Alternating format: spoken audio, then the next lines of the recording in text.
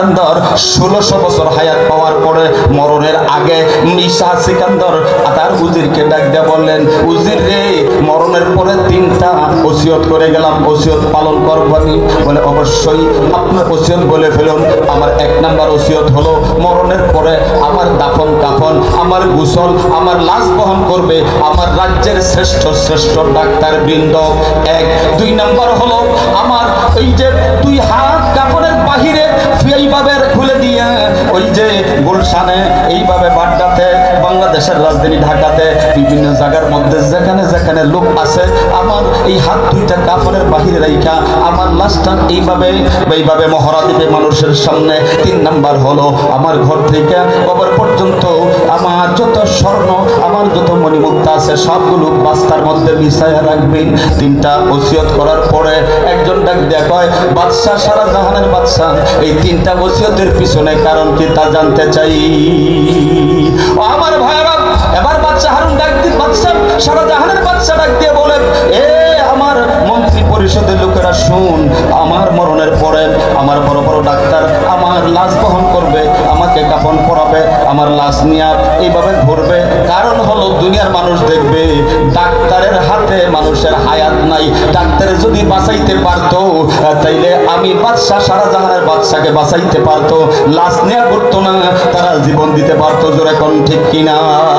2 number হলো আমার কাপড়ের বাহিরে 2টা হাত রাখবা, হাত রাইখা গোটা পৃথিবীর মানুষের কাছে মেসেজ পৌঁছাইবা, দুনিয়ার মানুষ শুন, আমি সারা জাহানের বাদশাহ শাহ সিকান্দর, আমি তাম পৃথিবীর বাদশাহী পাইলাম, 1600 বছর হায়াত পাইলাম। হায়াত পাওয়ার পরে যখন মরে গেলাম, মরে যাওয়ার পরে খালি হাতে কবরে গেলাম, তোমরাও একদিন খালি হাতে কবরে আসবা, মেসেজ দিয়ে গেলাম, আমি সারা জাহানের বাদশাহ যেমন খালি হাতে কবরে আসছি, তোমরাও একদিন এইভাবে দুনিয়া থেকে খালি হাতে কবরে আসবা।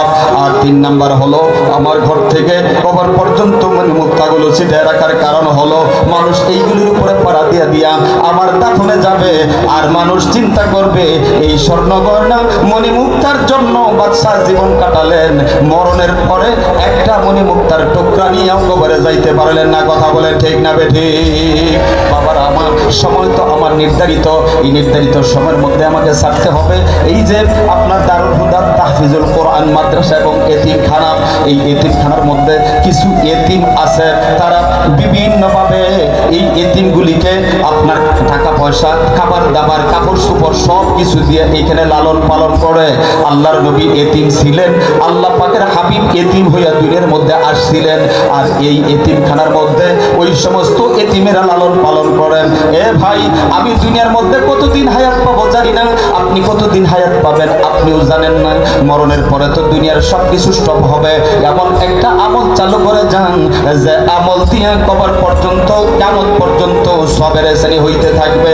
সুতরাং আমি অল্প সময়ের মধ্যে খুব তাড়াতাড়ি আল্লাহর এই ঘরের মধ্যে, অর্থাৎ যে ঘরের মধ্যে কোরআনের ঘরের মধ্যে আল্লাহর কালাম পড়ানো হয়, ইয়েতিম কতগুলো মাসুম বাচ্চা, ইয়েতিম মাসুম বাচ্চাদের লালন পালন করানো হয়, এরা এখানে আল্লাহর কালাম শিখতেছে, আল্লাহ পাকের কোরআন দিন শিখতেছে।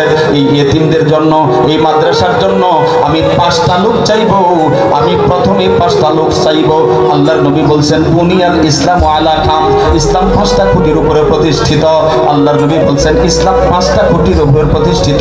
আমি 5 জন লোক এই এতিমখানার জন্য এতিমখানার খুঁটি বানাইতে চাই, বিনিময়ে আমার আল্লাহ ময়দানে মাহশরে নবীর সাথে হাসর নসর করে জান্নাতের মেহমান বানাবেন।